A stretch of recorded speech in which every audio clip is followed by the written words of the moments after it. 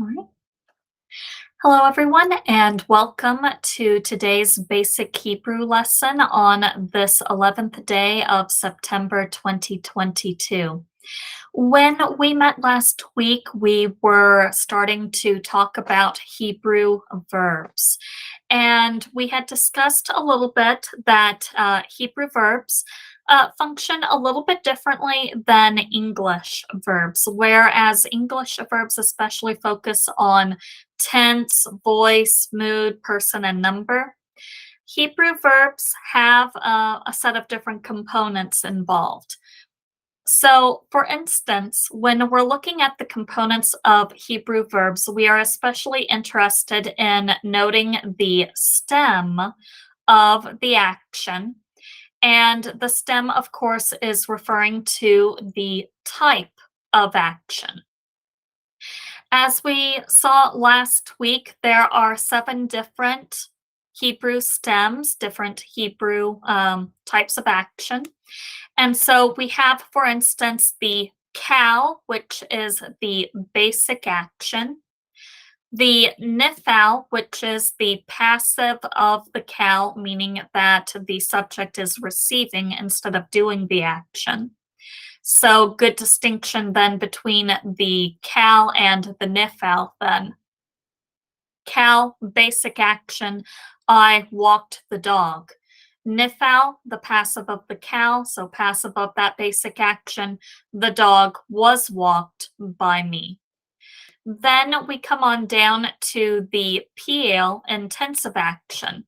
So in this particular instance, we're taking that basic action that we saw up above and we are going to be intensifying it in some way. As we indicated last week, there are different ways of intensifying an action.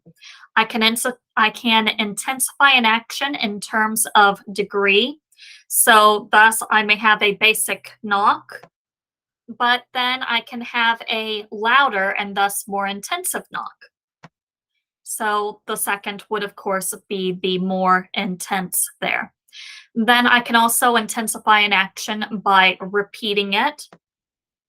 So that would be more intense than just simple knock. And then I can also intensify an action by deliberately performing that action as well. So thus piel, intensive action, and then the pual is the passive of the piel. Hifil, causative action. I cause an action to happen. Hofal, passive of the hifil. And hithpael, which is referring to the reflexive action. That is, the subject is both the doing and receiving the action. Then we had also talked as well about the fact that Hebrew verbs will have aspects as well. Aspect refers to the completeness of the action. So, thus, we might have a perfect aspect that is completed action, and the imperfect aspect, which refers to incomplete action, action that is still ongoing or action that will take place and thus has not been completed yet. Person, referring to the person of the subject, whether or not the subject is first person I, second person you, third person he, she, or it. Then also gender, referring to the gender of the noun that is serving as the subject, whether that subject is a masculine word or a feminine word. More on that a little bit later.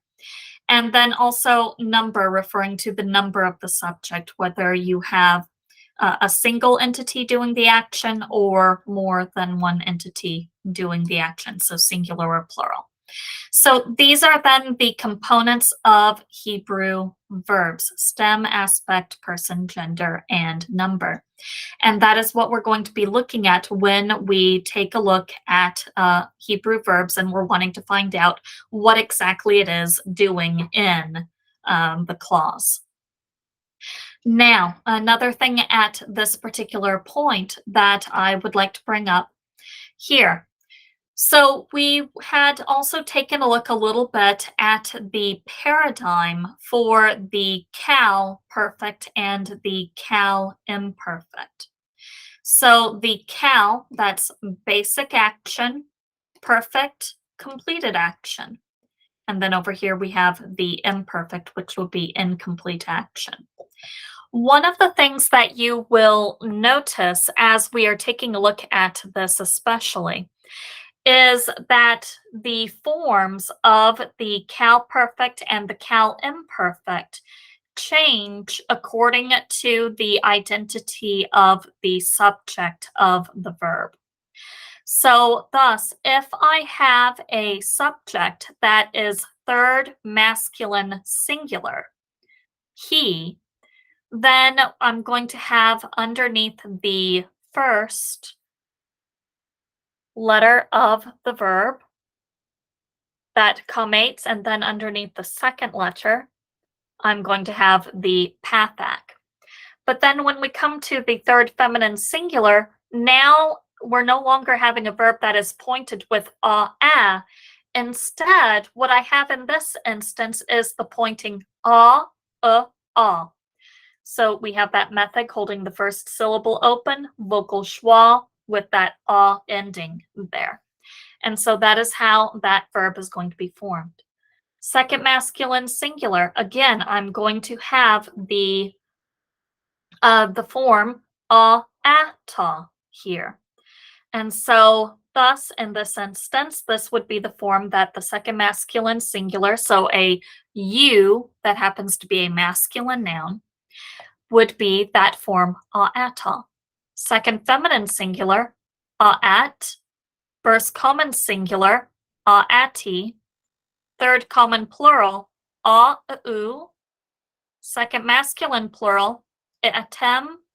Second feminine plural, iaten. And then first common plural, anu there.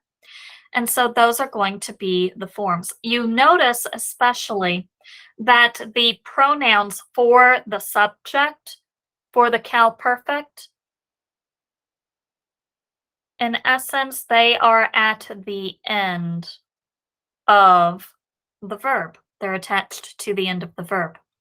When we come over to the cal imperfect, however, it's a little bit different. The forms of the verb do not change so much at the end of the verb, but rather at the beginning of the verb. So, and this is why you will hear me talk about imperfect preformatives. That is those letters that are attached to the front of a verb to indicate that it is an imperfect. And the letters that are attached to the front will also tell me a little something about the subject. So you will notice that for the cal imperfect, we have a total of 4 letters that are attached to the front of the verb. We have the yod, the tau, the aleph, and the nun. So for this, I like to use the mnemonic device athon. So aleph, yod, tau, and nun.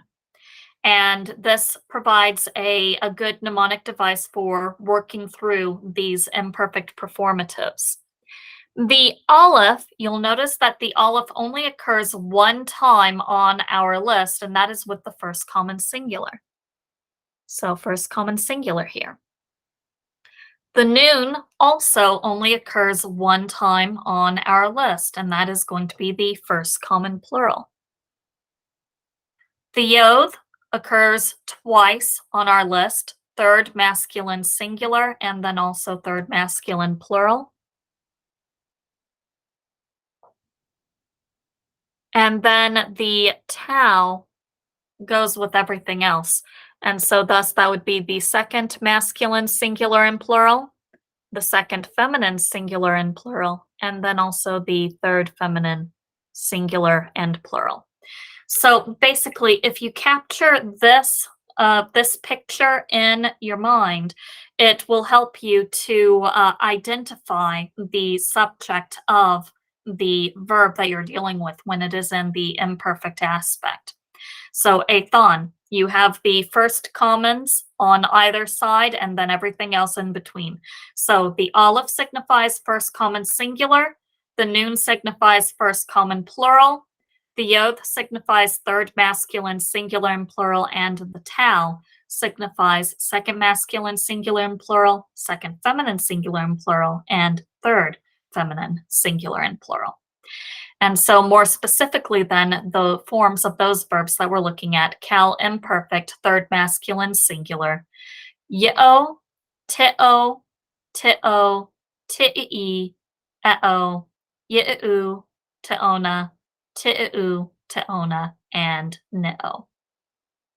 So those are the pointing, and then as you can see, if we come on over here, you'll actually be able to see that on an actual verb here.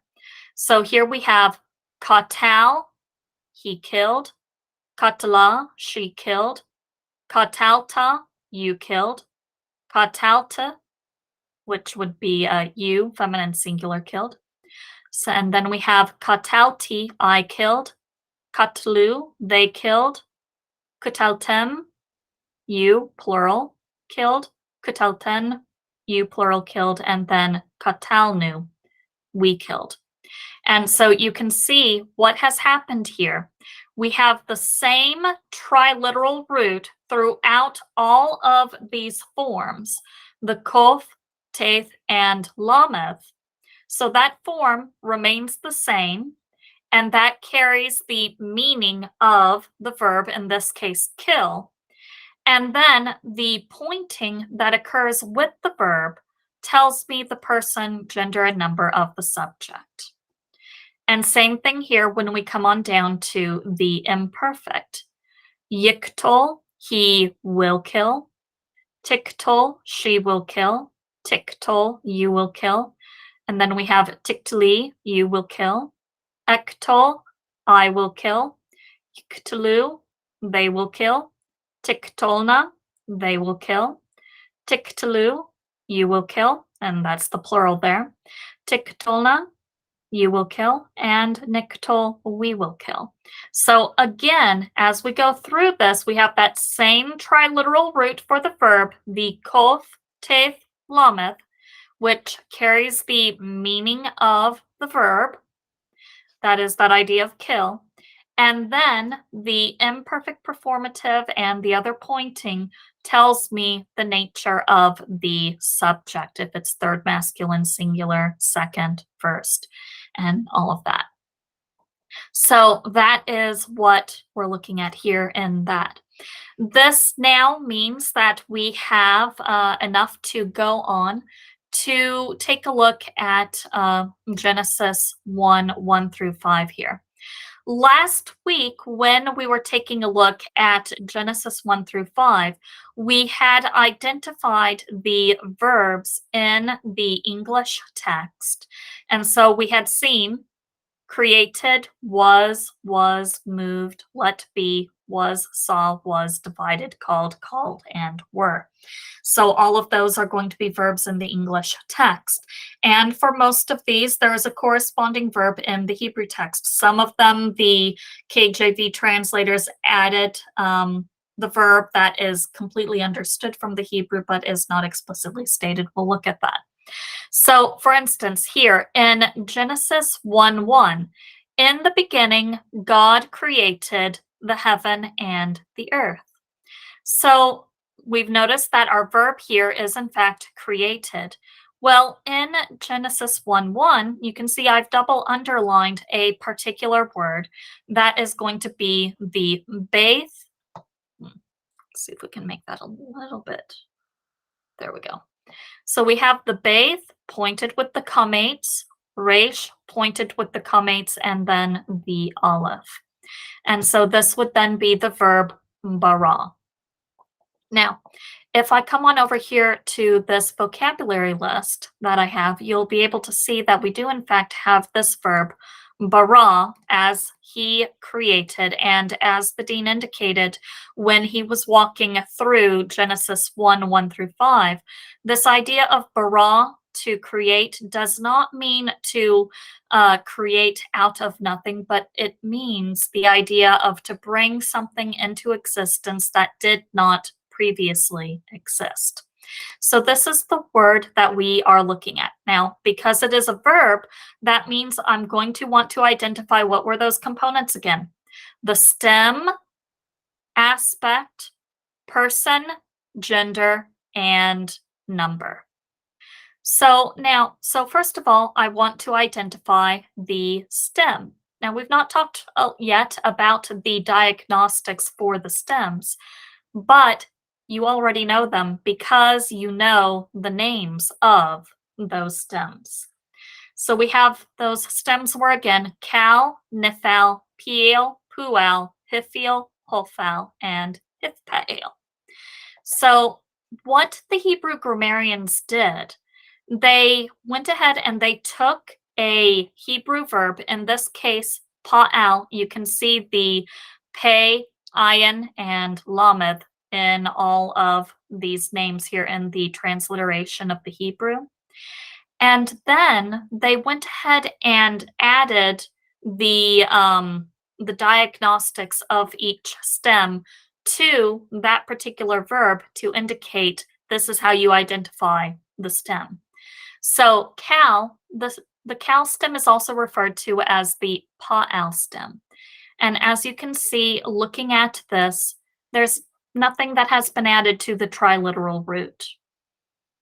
So, thus, this particular stem, it's clean. It's just the triliteral root with the appropriate pointing. The nifal, on the other hand, you can see that we have that root word again, the pei, ayin, and lameth, but to it has been added a noon there, a noon on the front. And this is one of those things that we look for when we're wanting to identify if we're dealing with a nifal. We look for the noon that has been added. The pa'al here. So the pa'al, notice that underneath the first root letter, we're going to have that hierik. Underneath the second root letter is a seire.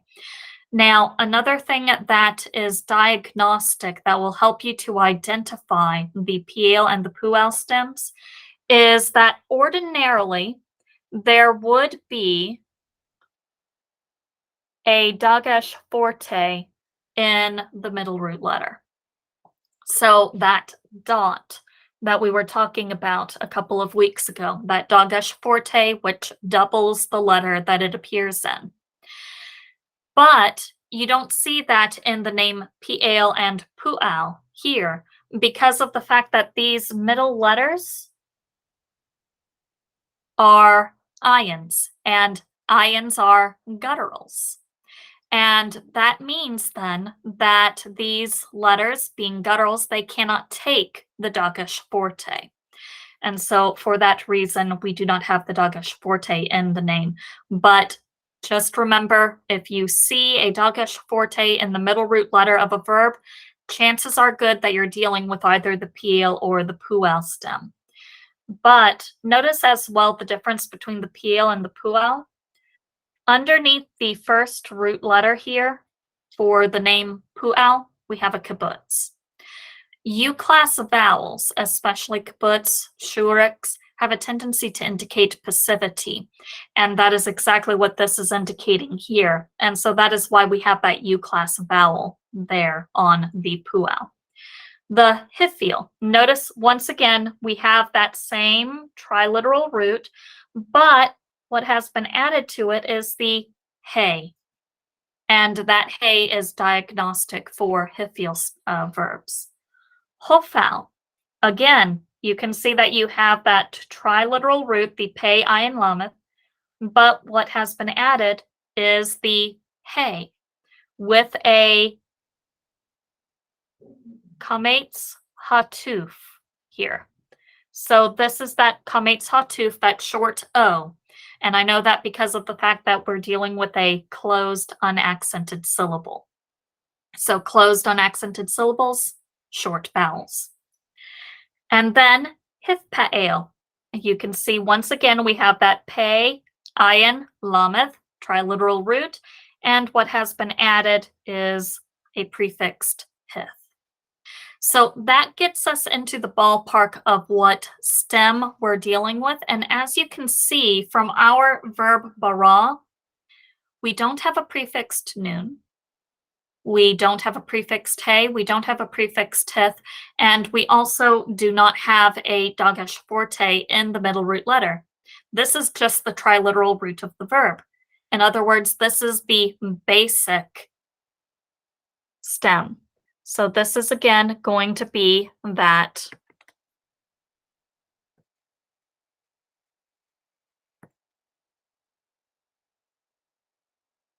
So this is a cal here, basic stem. And now, so stem aspect. So now I'm wanting to identify if we're dealing with completed action or incomplete action. Now, if we're dealing with an imperfect, I would expect to see one of those imperfect performatives on the verb. And those four imperfect performatives were the aleph, yod, tau, and nun. I don't see any of those here. So thus I know that this is going to be cal perfect. And then now I'm wanting to identify the person, gender, and number of the verb. And that brings us back to our paradigm. So notice as we're dealing with this, we just have the triliteral root. Nothing has been added to the end. I don't have that a, ta, te, ti, u, tem, ten, nu. So this is just the triliteral root. That tells me this is third person masculine singular. And I know what you're wondering. You're wondering, wait a minute, the pointing for the cal perfect third masculine singular is a, comates pathak. This is comates. That is correct. This is very often if you have a cal perfect third masculine singular and the verb of the triliteral root ends with either an aleph or a hey, it has a tendency to change. The pathak has a tendency to change to the comates under the influence of that aleph and hey. So this is actually very regular for when we're dealing with a verb that ends with the aleph. But it is a cal perfect third masculine singular from the verb bara. And so thus, third masculine singular, he, and then the verb bara, create, and then it's perfect, so completed action, roughly equivalent to the English past tense, he created. So that is that particular verb there. Then, let's see, okay. Then if we come on down here a little bit further, next I have the verb hayatha. So this corresponds with our first verb of verse 2, and the earth was without form. So hayatha, equivalent to that was, roughly. This here is actually going to be from the verb haya. So again, this is going to be from the verb,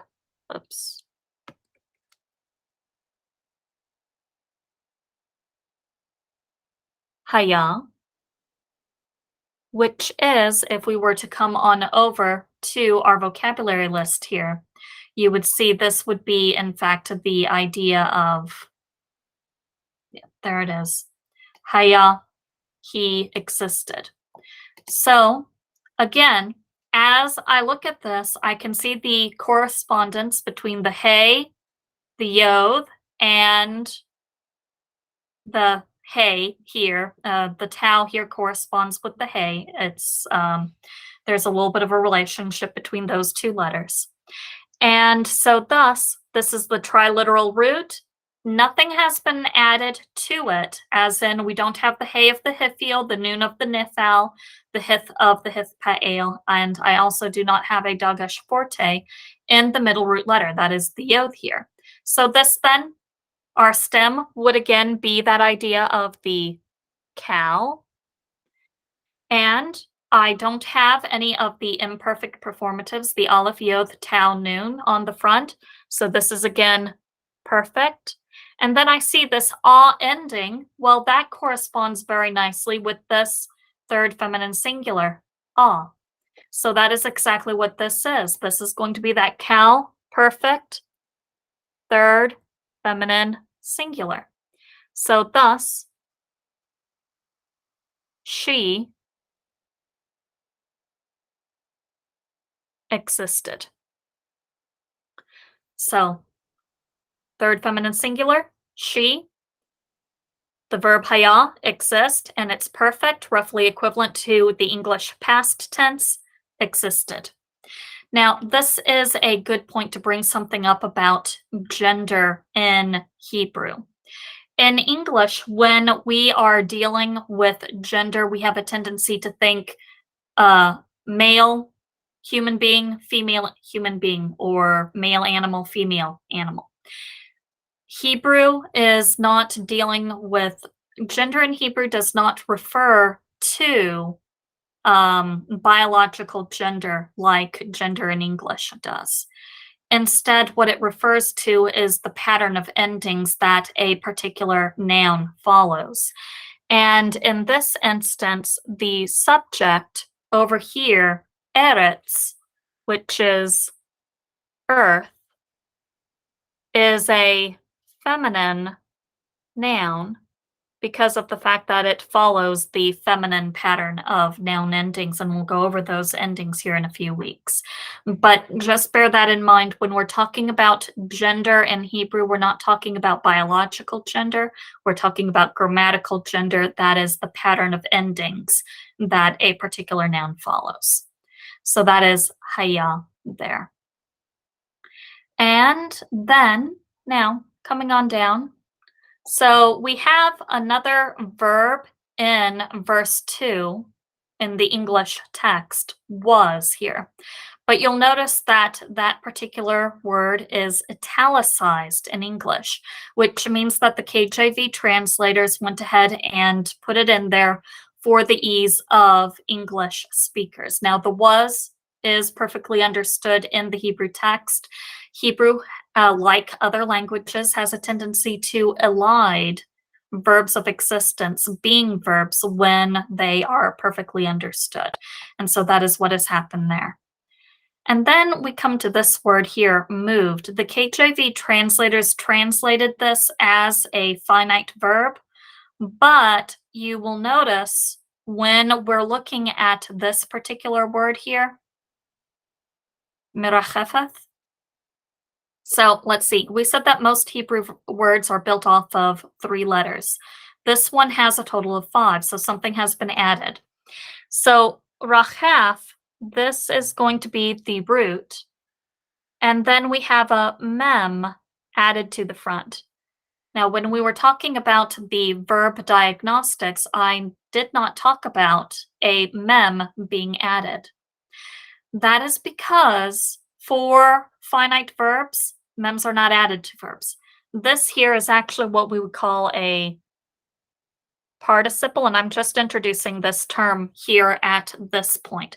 But it's not a finite verb in the Hebrew text. It's actually a descriptive term. It's a verb that is being used as an adjective.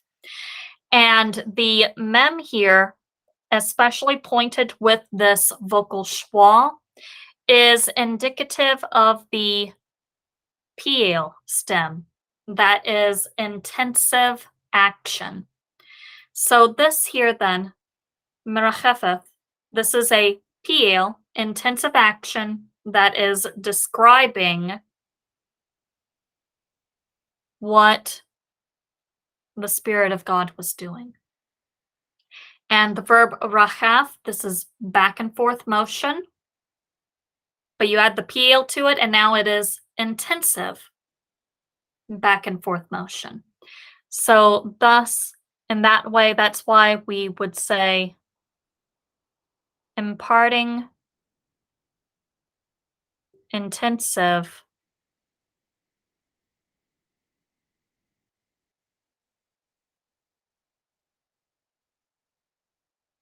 back and forth motion.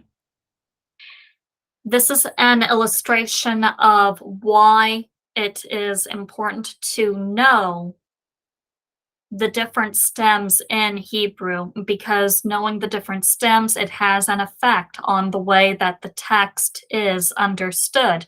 It is because of this Piel that when we were walking through Genesis 1 1 through 5 with the Dean, he pointed out that the Spirit of God was imparting those vibrations upon the basic particles of matter, because vibration is that intensive back and forth motion. So the peel does, in fact, it is very significant here in this particular context. And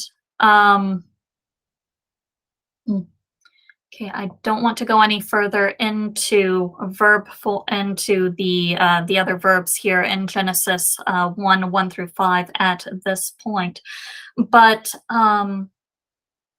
Dr. Sheets, did you want to bring up that one illustration that you had mentioned to me about the significance of the um, the perfect and the imperfect?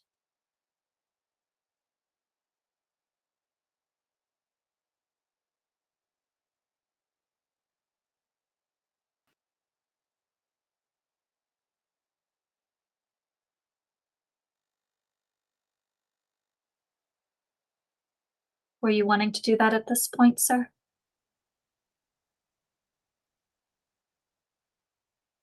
Didn't I thought I clicked it.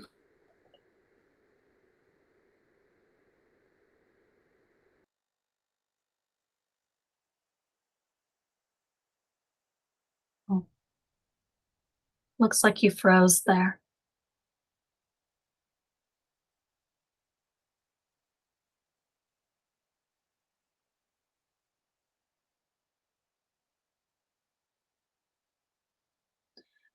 Okay.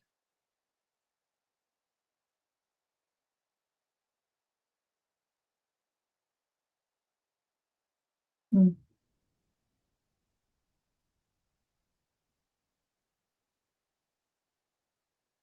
Are you there, sir?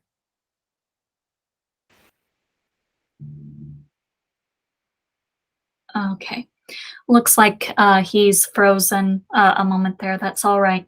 But basically, the little illustration that the dean was sharing with me before class, there was a missionary that the dean had been explaining the significance of the imperfect and the perfect aspect too. And this particular missionary met a Jew, and so he and the Jew were talking, and the missionary said to him, "Do you realize that when God said to Israel that he gave the land of Israel to the nation, that he used the perfect aspect. That is, he has given. The land has already been given to Israel. It's complete, not incomplete action." Can And you hear me now? I can hear you, yes, sir. Okay. Do you have, I don't know what happened. A pop-up came on the side of my screen and froze everything, so I had to go out and come back in. But Oh, sure. do you have your Bible Works open?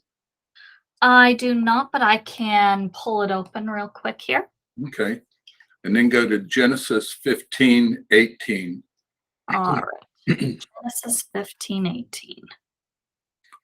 So this is after God made the covenant with Abraham, and Abraham believed in the Lord, and he thought for him righteous.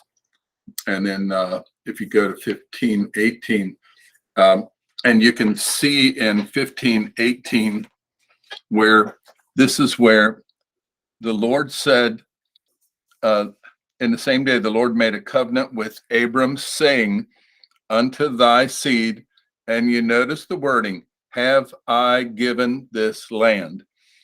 that in the text, that have I given, and it's up there, and you could point that out if you want to. Not that T. Yes, it is a cow perfect. And as I was sharing with, I've shared with others before, um, some a few years back, I was talking to a man who was a missionary in Thailand, and I think we've been communicating by email and such. And so he said something to me about this, and I told him about this point that in Genesis 15:18, God did not say, "I will give this land to you and your seed." He didn't say, "I will give." He said in this verse in particular, he says, if you will, it's a cow perfect, and it's I either you could say I gave or I have given. But what it's signifying is that the act of giving was already completed in the eyes of God. And regardless of what humans thought, and that's one of the things why the Israelites who know the scriptures, they have an idea that this is our land. God gave it to us, and it can't be given to anyone else because God never changes. He never violates. He never goes back on his word in any way. So this missionary told me he took that information and was thinking about it. And then he was riding a bus in Thailand, and he was sitting beside a man who was a Jew, and they were talking, and the subject of the land of Israel came up. And the Jew was of the persuasion that the land did not actually belong to Israel. They just possessed it by their power and all these political intrigues and so forth. And so the missionary took what I had shared to him, that in this verse, God said, "I have given." And that is a cow perfect. It's a completed action. And God is the one who said this. And when he shared it with the Jew was amazed. He said he had never seen that before. And he was amazed and was, let's just say he was edified by the fact that this Christian Gentile had clarified the Hebrew scriptures for the person who's supposed to know his scriptures and didn't. But it's kind of interesting that God actually said, "I have given," and it's a cow perfect of the verb nathan, which is the verb to give. So very, very, and there are other places where God uses when he says of the covenant that he made with Abraham and Abraham's seed, he said, "I will give, I will." So he used imperfect in that place. I think that's over in about 17, Genesis 17, but I don't recall. But the aspect of the verb, whether perfect, imperfect, or even the participle that she just introduced, is very, very significant. So it's what God wrote. And if God didn't write it, then man did. And if man wrote it, then who cares? We'll all go out and get us a job somewhere selling insurance, maybe. So, okay. All right. Thank you, sir. Are there any questions before we conclude our basic Hebrew portion of this afternoon?